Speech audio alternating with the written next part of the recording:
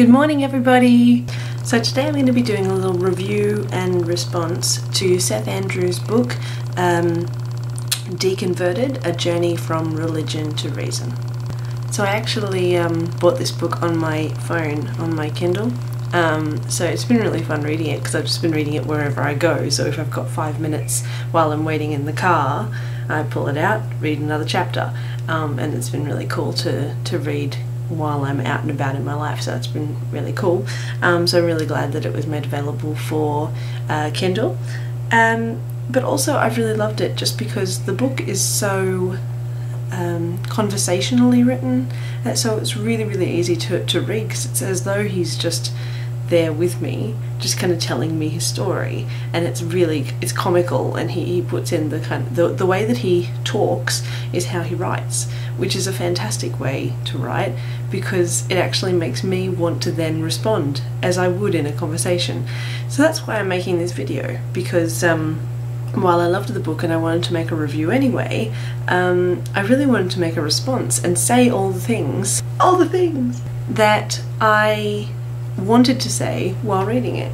So as I am going through talking about the different sections of the book, I'm then going to inject my response part of my side of the story, in that I'll keep it short. I don't want to give you another essay video about my religious experience. You've had plenty of them already on my channel, and if you haven't seen them yet, you're more than welcome to go and have a look through them. So I'm not going to put up my whole atheist story, but I am going to put in a few little interjections as I talk about the different sections of the book. But yeah, long story short, I'm so glad I bought it because it was a really good book, and it's actually, and I'll tell you about this at the end, inspired me to do a new development in my own atheist self-discovery, as I'm calling it. So first and foremost, the thing that really stood out to me right at the start of the book, that really impressed me about how he chose to go about this task, was the fact that he treated his family with so much respect. Like, I know some people who have done like speeches and talks about their religious past and have kind of downed on their family quite a lot because of the fact that they indoctrinated them and they were the reason why they'd been fooling themselves for so much of their life. So I really respect the way that Seth treats his family in his book here, because he really does appreciate why they are the way they are, why they do the things they do, and he puts so much emphasis on the fact that he has no hard feelings towards them, and that I have heaps of respect for that, because that's one of the things that I'm struggling with a little at the moment.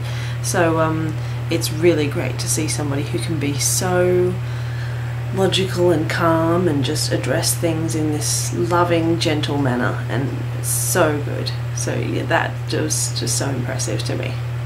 I also loved the fact that between each chapter there was a quote from somebody, and he actually explained that in his first chapter, saying, you'll see that I've prefaced each chapter with brief personal statements submitted by the men and women of the Thinking Atheist online community. As their words have provided so much encouragement to me, I felt it was imperative to include a few quotes here to encourage others. And it totally did. And the good thing was, he chose such good quotes that tied into the following chapter so well. So it was really cool to be able to kind of have that lead into each chapter with words of someone else, to kind of introduce each other person's perspective, which really helped tie it in with the Thinking Atheist community, because it is all about the community. So yeah, it was really impressive that he did that. It was really good. When reading chapter 1, Train Up a Child, I was reminded so strongly of my own childhood. Seth talks about a group of children very young, before primary school age, and they are there admitting to their own true sinful nature and welcoming Jesus into their hearts. And it's like, it's too young. Like, the age of accountability, like, it's not that young. It's older than that. You can't realistically take that kind of step at that age, and it's insane how many people do, and it's insane that I did. I remember when I was a child, and I remember the fact that I was already saying those kinds of things. I was already appreciating the fact that we have all sinned, and that Jesus is already living in my heart, and all this kind of shit. And it's insane because I remember it from easily my first years of primary school. I don't know how much further before that it stretched. I don't have that good a memory. But yeah, it's too young, and it's horrifying to think that happened, and it does. Also, a little later in the book, very small amount later, in chapter 2, Allegiance, I'm reminded of a thing that really frustrated me, and I can't remember if I've told you guys about this before, but if you're just coming to me now, then you probably haven't heard it. But during my uni qualifications, when I was studying to become a primary teacher, I had a practical experience in a school, and on one of those experiences I was at one of their school assemblies, just watching from the side as the routine went on. And this is a public school, it's not a religious school, just a general public school, and they did a pledge which mentioned God. They did a school song which mentioned God and prayer. They did a school prayer, and it's like, I know that this school has very split religious groups. I've seen their scripture routine. So it's like when the kids go off to scripture, there's the Christian scripture group, and then there's all the other religious groups, and there's the no scripture group, and there's a lot of kids who go into all the other groups. They're not all Christian. So I was just sitting over there on the side of the hall going, this is insane. How are they getting away with this? This is not a religious school. Do the parents know about this? What the hell? I was kind of, I don't know, my brain just got raped. I was just like, what? Anyway, that's my story. When Seth talks about the movie series called A Thief in the Night, that's kind of scared him straight, I was reminded of the Left Behind series. Now, in my mid-teens, I got into the Left Behind series, and I was reading the books of the Left Behind series, and then when the movies came out, I saw the first one. You know, Kirk Cameron does his religious thing, and I loved it at the time. I was like, I've got to see all of these movies, it's amazing. Like, how can we miss the rapture and all this kind of stuff if we've got all these warning signs? So yeah, I really got into that whole set of books and movies, and I read all the books. I think I might have not gotten to the last one, or I might have missed one of them, but I'm pretty sure I read at least most of them, and then I saw the first movie, and I was just kind of like raging fan. So I'm reading about A Thief in the Night. It's not hard to do to get teenagers interested in that kind of stuff, because it's like, yeah, they can get behind a movie that shows them devastation and murder and chaos, because it's appealing. It was appealing to me, and I was a pretty easy target, so I'm sure it appealed to lots of others as well. But the scariest thing is that concept of I don't want to get left behind, and that was the last words of chapter 3 in Deconverted, is that I didn't want to get left behind. And it's such a fearmonger thing. Like, it just plays on that constant fear. It's like, well, I better be Christian, because if not, I might get stuck in the rapture. Like, that's not a good reason to, oh God.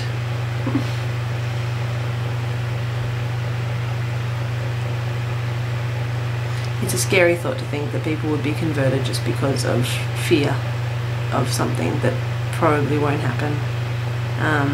That was written in a text that was written by, you know, people thousands of years ago. It's just, it blows me away. I just, no, I can't.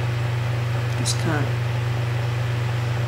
One part that I really related to in Seth's story is when he talks about being Mr. Clean and the one person at the radio station that everyone kind of acted nice around and like didn't swear in front of, or if they did, they just immediately followed it with an apology, that they were always kind of on tenterhooks around him, kind of like tiptoeing, kind of make sure you don't offend the Christian person because he has sensibilities and he's the good person and we need to be nice around him.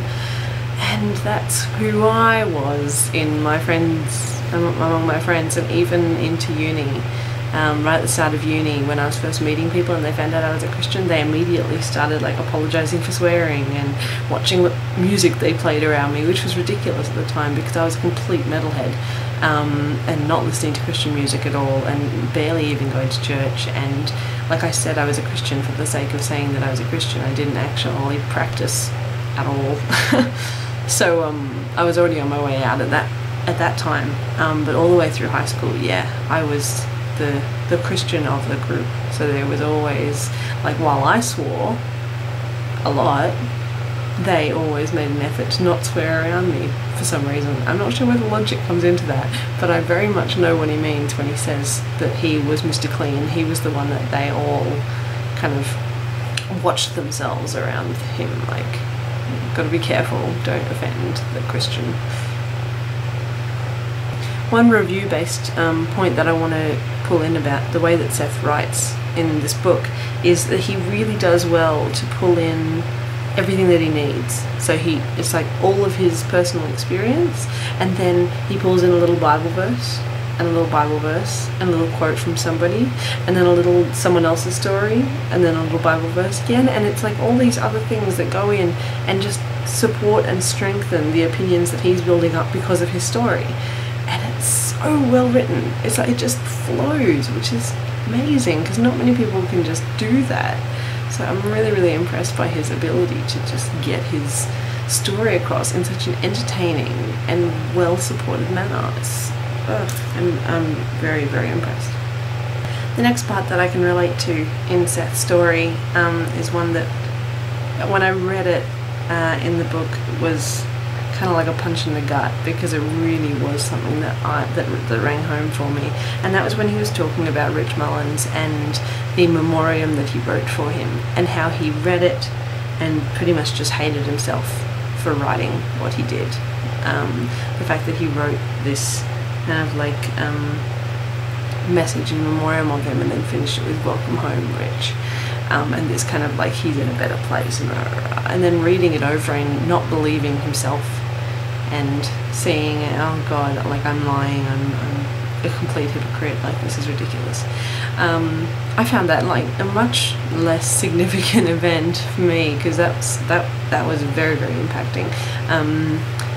For me, I had lots of little things, because I'm a person who gives their advice very freely and is often asked for their advice from other people, often younger people, and I found myself giving so much advice to all the younger girls from my church on the way that they should be in regards to relationships, in regards to sex, in regards to their manner, in regards to how they're dealing with life, basically. And I was their guide, and I was more than happy to be their guide, because as I've said in previous videos, I just love the sound of my own voice. I love giving people advice. It's awesome. So it gives me that feeling of I am this kind of higher figure of authority, which is pretty awesome. So then I feel more than happy to just give my advice on whatever they're going through at the time. And quite a few times I had conversation with one girl about sex before marriage, and I was doing the whole preachy thing, like we've got to make sure that we don't have sex before marriage, and if we do, it's got to be with somebody who we know we're going to marry. Like it needs to be an adult relationship, and I don't think you're ready for that yet. Maybe you should pray and see what you can find out from God. And in the meantime, I am such a hypocrite, because after, like, I said this to her when going to drop her off at home, and then I was going to go around to my boyfriend's place and have sex with him. And I was, regularly sexually active at that point. So it was hilarious for me to be all preachy and no, we shouldn't have sex before marriage, no, that's bad. I give all my advice, my worldly advice, and then I go and break my own advice. And I was doing that all the time. I was always finding myself going back on what I'd said to others in advice with myself. I was like, I don't believe this shit, I'm just saying it because I know I should. Now, I'm not going to go into this part because I'm not American and it didn't nearly affect me as much as it did any people actually from America. So I'm not going to go into the whole September 11th thing, but I will note that the portion of the book that Seth does about September 11th is an amazing section of the book. He really breaks open that whole time for him and what it meant and how he developed during that time and how it impacted on him and how his role changed because of it. I'm not going to say anything about what my life was like because of September 11th because it wouldn't even be worth saying. No, it's not even anything. As a high schooler on the opposite side of the world, no, it's not. But that section of the book is intense and really, really, really well put together. So kudos for that whole chapter. That's the chapter 8, The Towers Fall, and it's really, really, really, really, really well done. So yeah, if you're currently reading it, and you're going to get to that point, why are you watching a review about it if you're currently reading it? Go back to the book, finish it, and then come and watch the review. But what I will add on top of this disaster thing, and this is something that I actually recently added into the Thinking Atheist forum, which I've just joined and already love, is the place that God has in these big disasters. So like 9/11 was insane. It was this horrible, horrible tragedy filled with just terror, horror, sadness, distress. Everything's horrible, and so many people brought God into that. And I think, I believe it was Seth, I was watching a video of talking about the cross at the 9/11 site, and it's like it's a crossbeam. It's not anything godly, it's just a crossbeam, and it's there because the building was made of crossbeams, but everyone's like, oh no, it's a sign from God, he's here with us, blah blah blah. And what I posted in the forums recently was in regards to the bushfires that are currently raging through Australia because it's summer here, and my hometown where I grew up and spent the first 12 years of my life, the name of the town is Coonabarabran, and it has just been absolutely ravaged by bushfires. It's a little country town, lots of farms, and the photos that one of my friends who's a photographer took of this fire, it just was insane. It was like the fire went way up into the sky. It was like a wall, a monster of fire, and just so frightening. And then I noticed that down in the front of the photo there was a little house, this tiny little house, and then this monstrous wall of fire behind it. I was awestruck when I found out that that house survived. How did that house survive? That's insane. It's right behind it. It's like on its back porch, but it survived. And I'm like, that's nuts. But the point is, 50-some houses, 50-some homes were destroyed completely. And currently in my hometown, where my aunt and uncle still live, where a lot of my close family friends still live, there's people living at the civic centre and the town hall and the high school, and living off other people's charity. And it's such a relief that the town is a tight-knit community, because otherwise the whole place would just fall apart. Everyone's getting behind each other and like helping each other out, which is amazing. But so many people are putting posts on Facebook saying, oh, thank God no one died. thank God this, thank God that, oh, blessings from heaven for this. And it's like, no, God had no part in this. God doesn't exist, but don't put God into this. So it's not thanks to God that no one died, it's thanks to the RFS and all of the volunteers who ran to other people's houses to save them. The chief of the fire brigade lost his property because he was off helping others. Because he was off saving other people's homes, he came back and found his own in ashes. That's the power of the people to save other people's homes, and it's tragic that he's lost everything. But he is a hero in town because he worked so hard to save all of those other houses. And I say 59 houses were lost. A lot more than that were endangered. So he and the RFS and all the volunteers saved heaps of properties and minimised the damage on the ones that were damaged and worked their asses off. And it's infuriating to me that people will then go, oh, well, thank God. I'm really grateful for this book because not only has it really been a great source for me to read and get to know myself better, but it's also now something that I can give to people and go, you want to know what it's like? Here, read this. And it's like, it's also my boyfriend, he grew up atheist. He's never dealt with the whole indoctrination thing in any way, shape or form. And he's starting to get the extreme that it really gets into your head and just fucks you up. And it takes such a long, hard process to be able to get back into your mind and just retch out all of that shit that's just been in there all your life. But it's like, if he was a big reader, which he's not, but if he was, I would give him this book because it's really good at just telling the message of what it's like to be somebody who's so strongly indoctrinated in the faith and then tries to pull themselves out of it and be an active member of society still.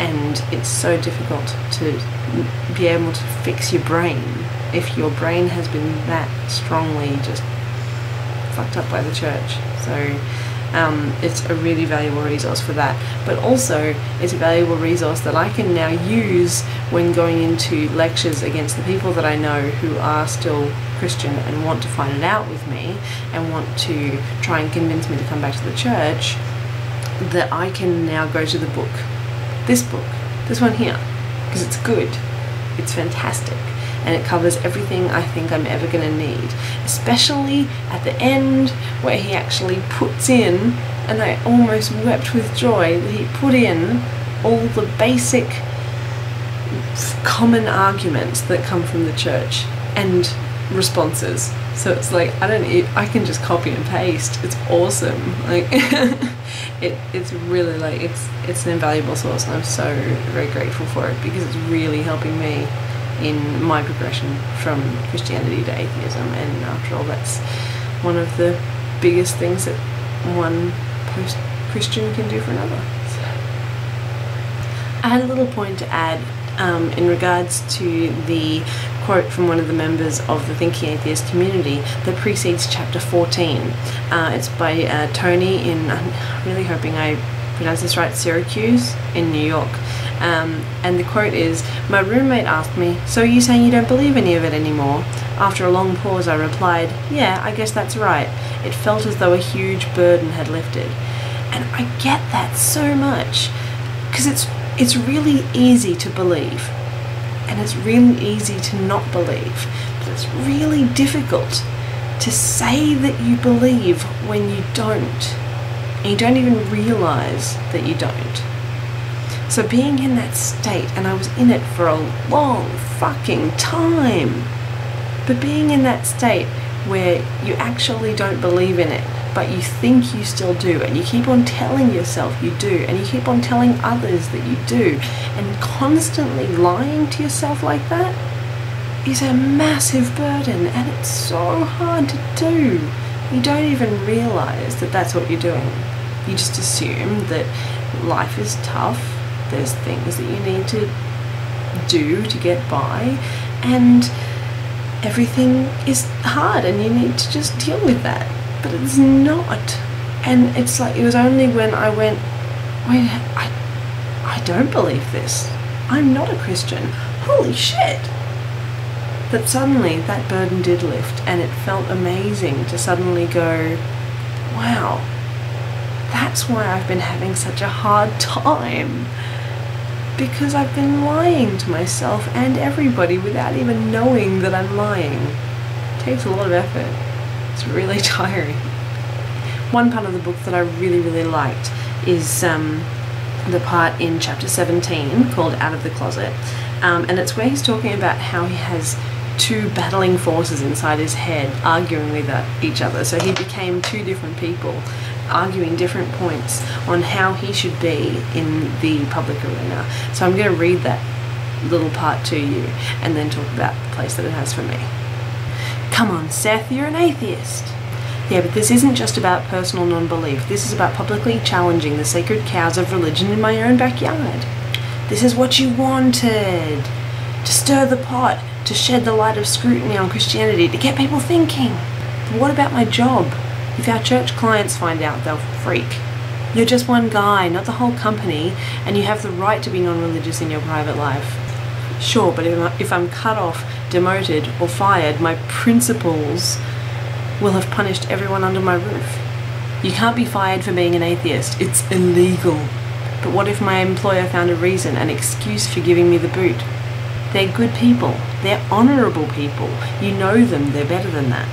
But what if the worst scenario came true? What if I lost everything? Where would I go? What would I do? Am I really ready to risk it all? I completely get that kind of mentality. The whole idea that you have two sides of your personality fighting with each other.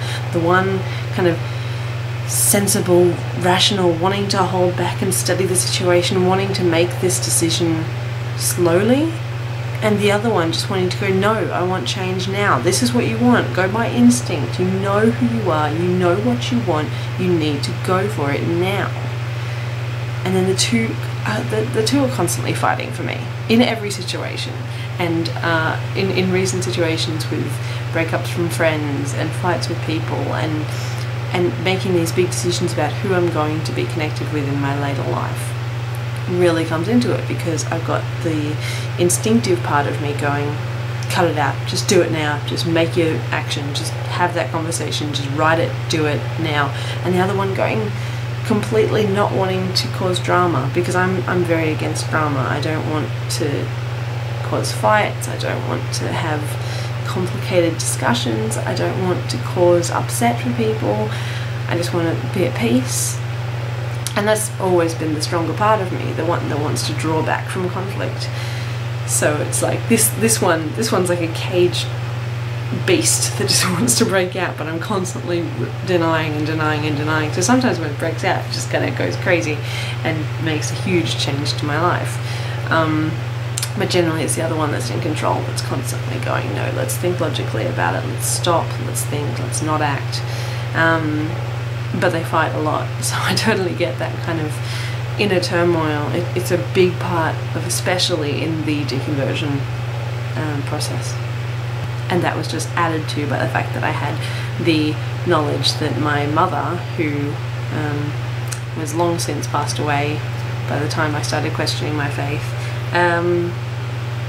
would have been horribly disappointed in me for deconverting. So that was certainly one of the things that worked against just jumping into atheism, because I was constantly kind of hearing her voice in my head going, no, Penny, don't do it, stay with the church, stay good, don't cause drama, just stick with it, you'll get better. So it was tough to have to kind of refer back to that. So that's pretty much all I wanted to say about Deconverted, and I absolutely loved it.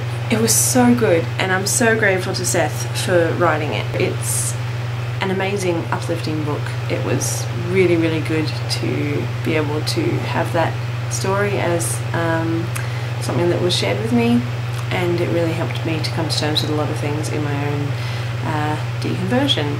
So that was really good. Now about this thing that's now my new development into my current state of atheist self-discovery is that when I've looked at my indoctrination and my childhood, I have always kind of considered my mother's place in it, because my mother was the Christian one who brought us to church and kept us in the church and kept us Christian. So I've always looked at her as being the person who played all the parts and made all the decisions, and I've never really looked at it and gone, what was my dad's part in the whole thing? So I probably haven't gone into this before, but my dad is an atheist and always has been, but the fact that I never talked to him about it just kind of adds to the understanding of how strongly indoctrinated I was in the church, that I didn't even think to ask my dad, why don't you believe? Because asking that question just opens up a gate for doubt. So I just didn't talk to him about it at all, and I believe that was on my mum's guidance. So my next step for myself, that I'm really excited about doing actually, is going to talk to my dad and asking him, for one thing, how he was raised, because I'm pretty sure he was raised atheist, just like my boyfriend, but potentially not, I don't know. So I'm going to ask him how he was raised, and then apply that to asking him why I was raised the way I was. I mean, I have an atheist parent. Well, why didn't that apply to my upbringing? And I assume that there was probably arguments behind the scenes that I never knew about between mum and dad over how me and my sister were to be raised. But the fact that there was no questioning and it was absolute religion all the time makes me really curious as to what dad thought of the whole thing and why he didn't step in, because I know that if I had children today, there's no way, like even if I was married to a religious person, like even if that religious person wanted to take them to church every Sunday, I would be there as well throughout that time, telling them about why I'm an atheist and encouraging them on both sides. So it's like they have their, say their dad is the Christian one, they have their dad to take them to church and tell them about God, and they have me at home telling them about other religions and telling them about no religion, and allowing them to make that decision when they're old enough. I wouldn't allow them to just go blindly into a religion if I knew differently, or even if I just believed differently. So as much as I don't want it to be like a confrontational, he has to be held accountable for his decision kind of thing, I want to be able to talk to him and find out how it ended up that my sister and I spent all of our childhood and teen years in churches being told lies. I want to know. Anyway, that's all from me today. I'm really looking forward to seeing you guys again. Let me know if you read Deconverted and what you thought of it. And also, as I'm going to be doing on pretty much all my videos between now and mid-March, I would like to remind you that in mid-March I'm going to be shaving off all of my hair. All of this is just going to be gone, because I'm doing the world's greatest shave for the Leukemia Foundation. So I'm doing fundraising, so I'm going to put the link to my fundraising page in the doobly-doo, and if you can sponsor me, that would be absolutely amazing. I would really appreciate it, because I really want to break my personal best, and last time I checked I didn't have any sponsors, so if you want to be my first, you go right ahead, because that would be great. Alrighty, I gotta go do some house cleaning now, so I'll catch you guys later. Bye!